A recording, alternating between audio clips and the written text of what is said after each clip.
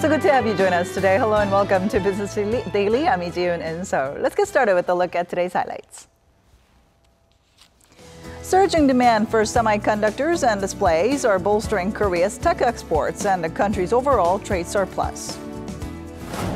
Korea's GDP was ranked 11th in the world last year, while its per capita GDP is expected to surpass the $30,000 threshold next year. We'll sit down with an expert to talk about this.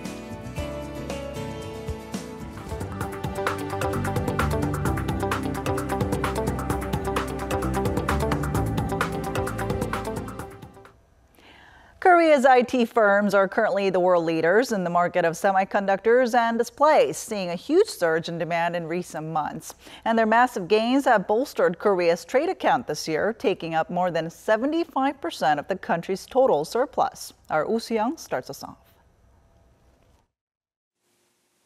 Korea's IT exports are once again the main driving force of the country's economy this year.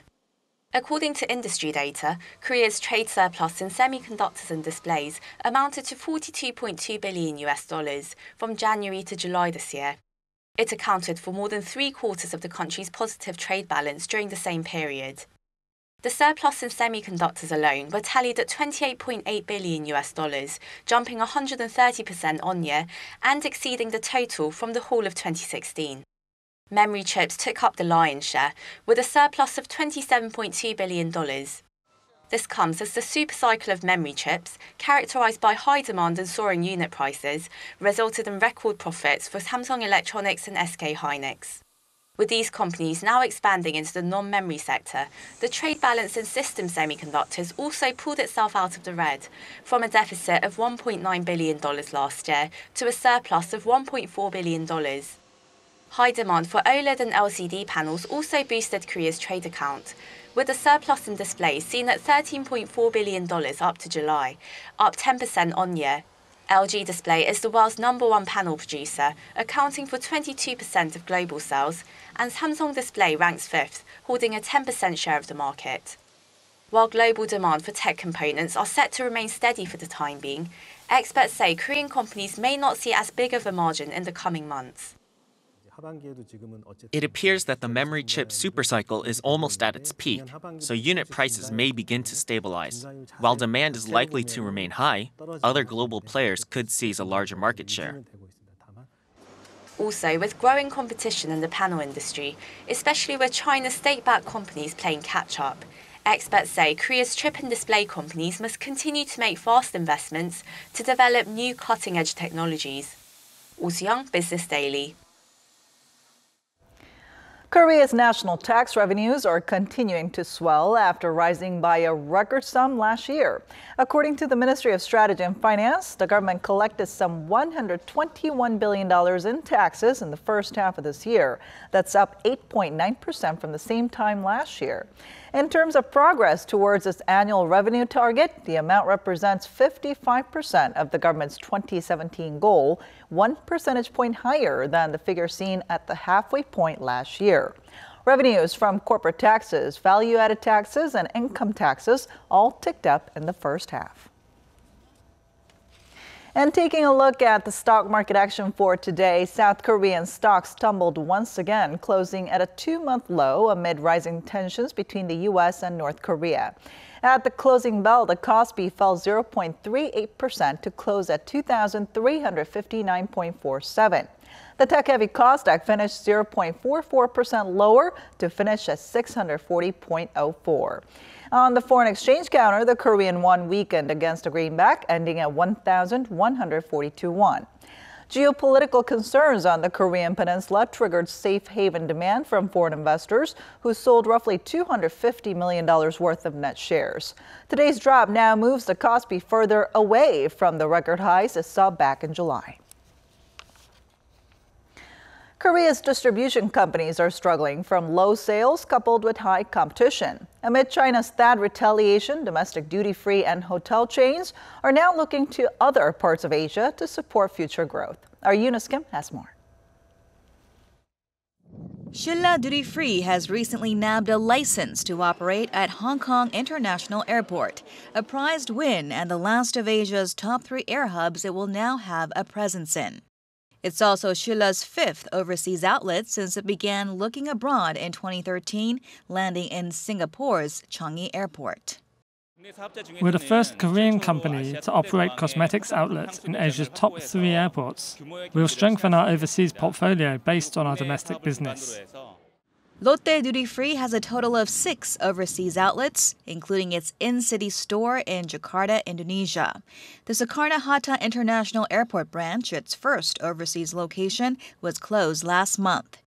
An industry report last month said Lotte Dutyfree had eclipsed DFS to become the world's #2 travel retailer after Swiss-based Dutyfree, a feat achieved within 5 years since the Korean retailer's global entry. Along with tax-free shopping, hotels are also setting up shop for revenue streams beyond their home turf. Lotte Hotel and Resorts plans to open its 8th overseas hotel next month in Myanmar.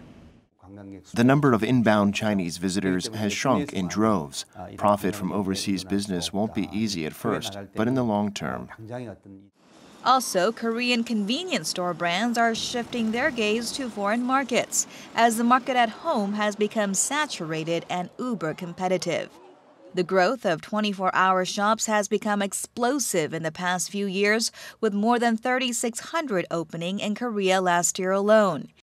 In search of new growth opportunities, GS25 has signed an agreement to enter the Vietnamese market later this year with a local partner, while rival CU targets the Iranian market.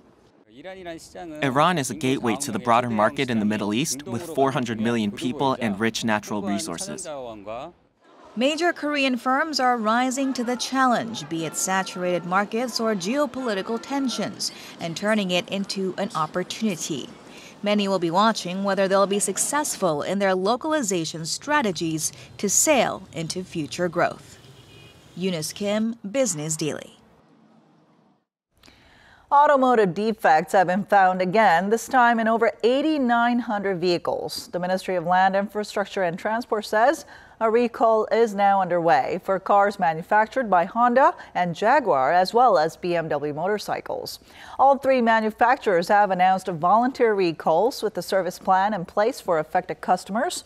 Defects were found in the Honda Accord's battery sensors and airbags in the Jaguar XJs. Faulty connections between the front wheel and steering column were discovered in BMW motorcycles. Free repairs are being offered at the service centers of their respective manufacturers.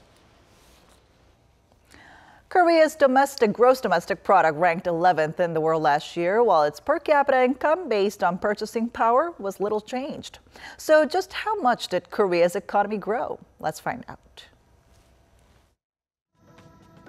According to data from the World Bank, Korea's GDP stood at $1.41 trillion last year, with its global standing remaining unchanged from the previous year. Back in 2005, Korea's GDP was the 10th largest in the world, but since then, it has been pushed out of the top 10 in the global ranking for 11 straight years.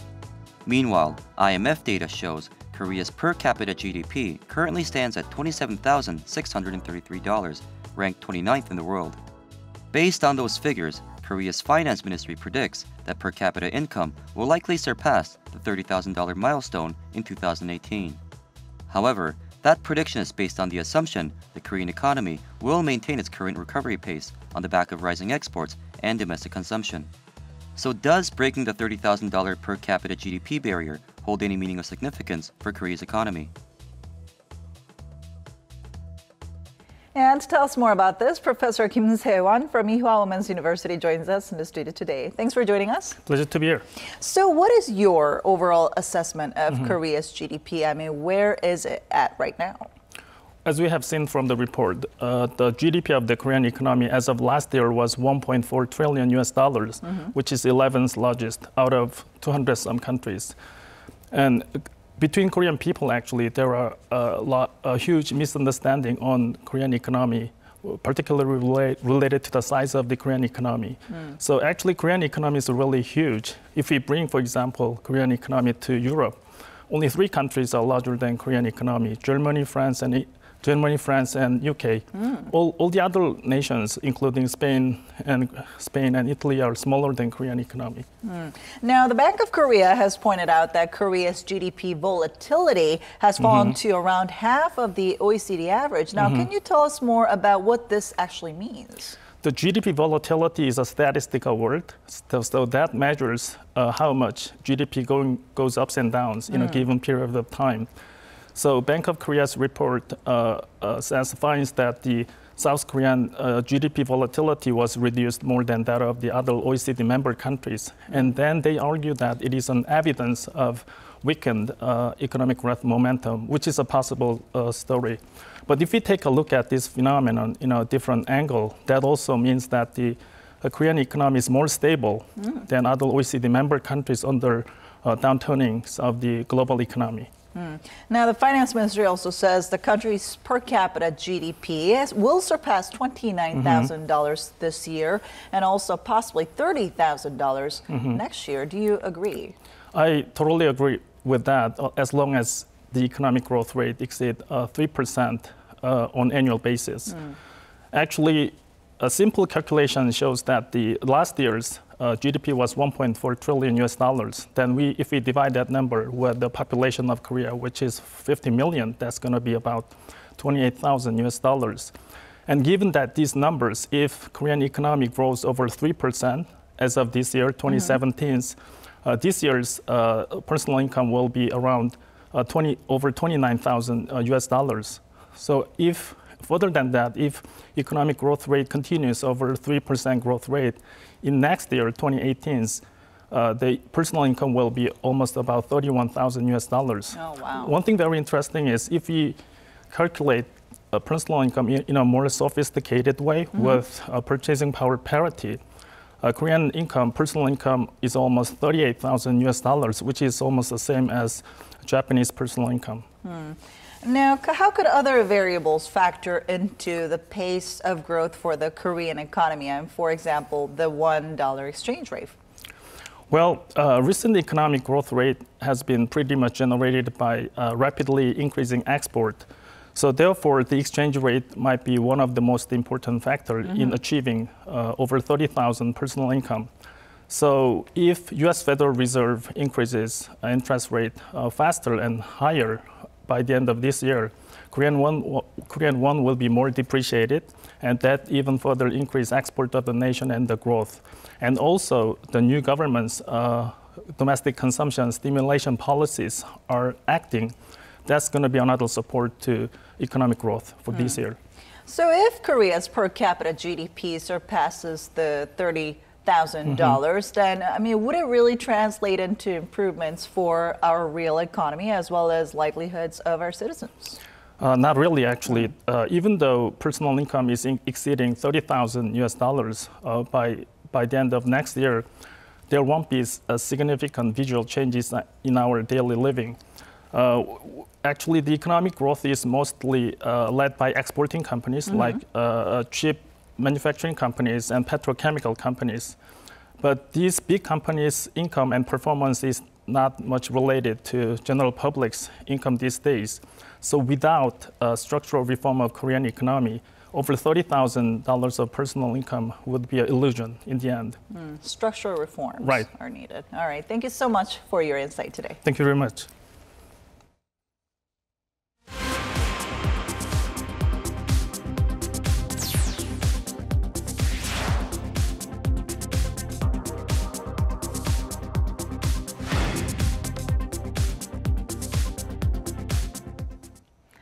The so-called Fourth Industrial Revolution has been a popular buzzword being thrown around lately, with Korea hoping to find new future growth engines. Creative and innovative ideas will need to be paired with qualified labor. But with the country seeing a decline in the number of science and engineering graduates, Korea is expected to fall short of the required labor that is projected for 2025. Our Cho Sang-min tells us more. This is a next-generation energy lab at a university in Korea. Research is underway to develop a device that generates electricity via applied pressure. The technology could have a wide range of applications, from the vehicles we drive on roads, to the shoes we wear on our feet, and is attracting attention as a viable next-generation energy source. I think we need to actively seek out for alternative energy sources and prevent energy from polluting the environment any further. Job prospects for students like Cho may be bright. According to Korea Employment Information Service, while the number of energy engineers hired in 2015 was at 7,900, that figure is expected to soar to 17,000 in 2025. That's a roughly 3.1% average increase every year. Computer security experts and caregivers were also included in the top 5 list of occupations with the best future growth potential, expected to be in high demand come 2025. However, while demand is high, the supply is headed in the opposite direction. There is expected to be an oversupply of education majors by over 170,000 in 2025. But when it comes to engineering students, there is expected to be a shortage of 268,000 students compared to the number required by companies. Because of this, the government has launched projects to nurture engineering talents through innovative approaches by bridging the gap between classroom education at universities and real-world corporate demands. When technology that provides comfort and convenience threatens us, we need people who can create new business opportunities through innovation. But if we don't throw away the perception that they are mere technicians, neither government policies nor university efforts will exert a great influence. Experts say as we gradually improve social awareness and implement measures to nurture more graduates to lead the fourth industrial revolution, both the industry and the country at large can flourish together. Cho Sung-min, Business Daily. Virtual reality has burst onto the scene in recent years, with the world's biggest tech firms like Samsung Electronics releasing VR headsets for the average living room. It has also created a whole new industry, namely VR theme parks, and a massive one has opened near Seoul, so you won't have to venture too far for an out-of-this-world experience. Our Lee Jung-yeon has the story. A whole world of virtual reality opened its doors to the public earlier this month. Located in the Songdo district of Incheon, Monster VR was put together by the Culture Ministry and its subsidiary Korea Creative Content Agency. This is by far the biggest urban virtual reality theme park in Korea, with 40 different VR content experiences. That's 4 times the average number of VR content in theme parks around the world.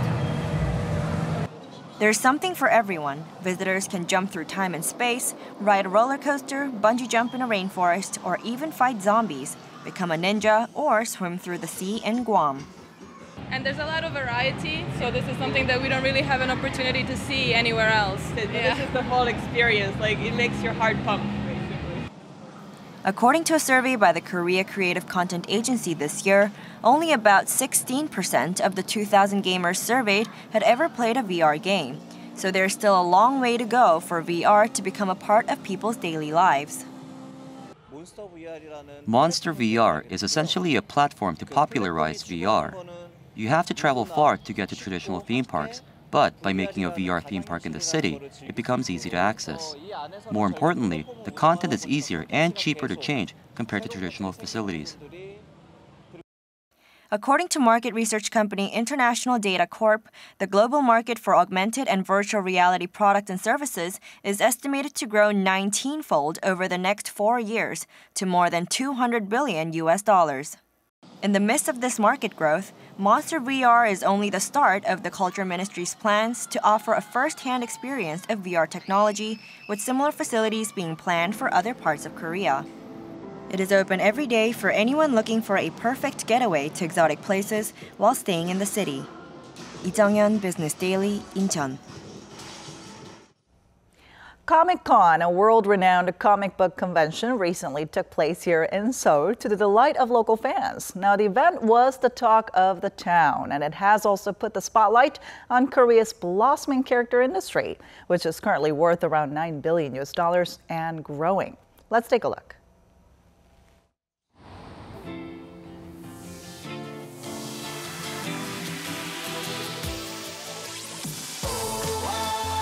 Everyone's favorite characters from comics, games, and films have all gathered in one place. Comic-Con, a world-renowned comic book convention, has landed in Seoul. Thank you for coming to Seoul Comic-Con, and I hope you guys all have a wonderful time. You know, I go to Comic-Cons around the world, and the fact that now we have Seoul Comic-Con is such a thrill. We share an interest in the pop culture, whether it's films or comic books, music. It's just a fantastic opportunity. From popular superheroes like Spider-Man and Deadpool to expensive figurines and sculptures, a wide array of items are luring in hardcore fans. I'm a huge fan of Tekken 7, so I decided to dress up as one of my favorite characters from the video game.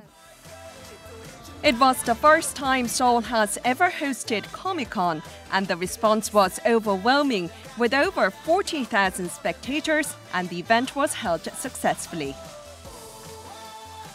I've been to Comic-Cons around the world, and they might look different. They're in different countries, people speak different languages, but at the heart, they're all the same. It's about the passion of the fans coming to share a love of what they enjoy.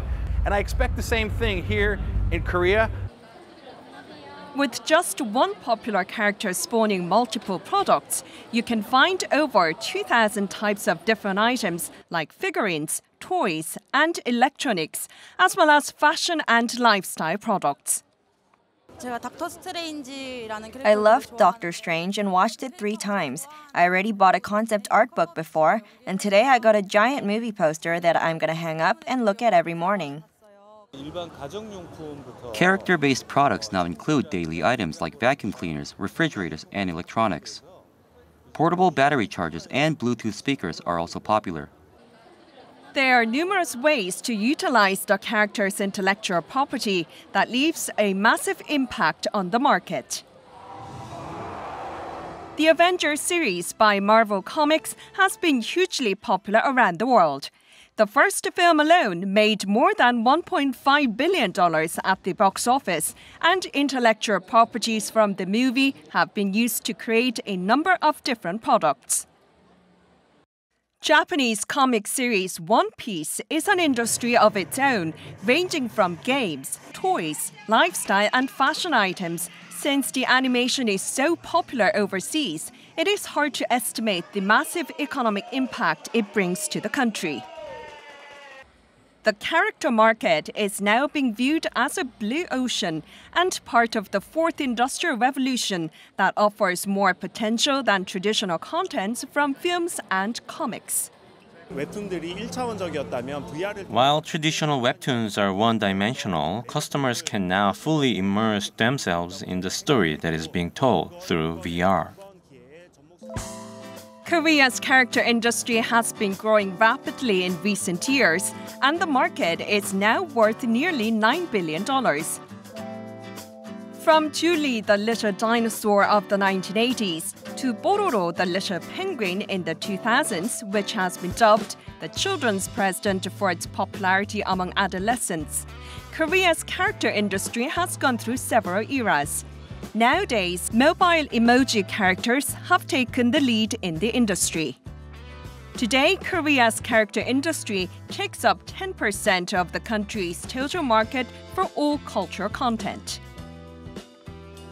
Despite the expanding market, many popular characters are actually from overseas.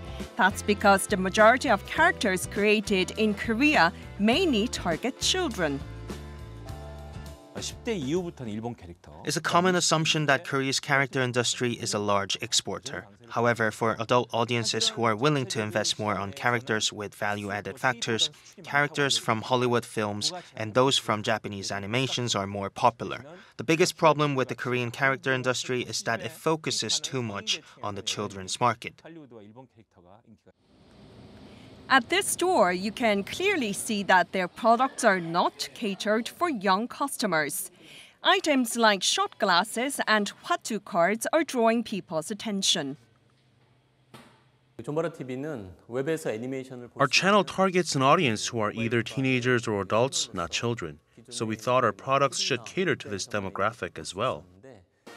Zambara TV has been airing 10 animated series for adult audiences on a weekly basis.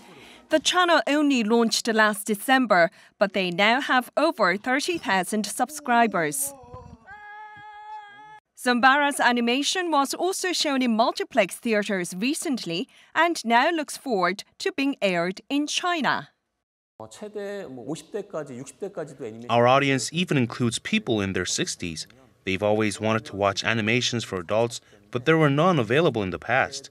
We plan to release more animated features and will expand our presence in the overseas market. The industry should receive continuous support for existing characters so their popularity can be sustained even 10 or 20 years from now. Also, if we can rapidly commercialize newly developed characters, I'm sure our industry can reach out to not only East Asia, but Europe and North America someday. Steady interest and investments could give birth to more new characters and allow Korea to become an industry powerhouse in the future.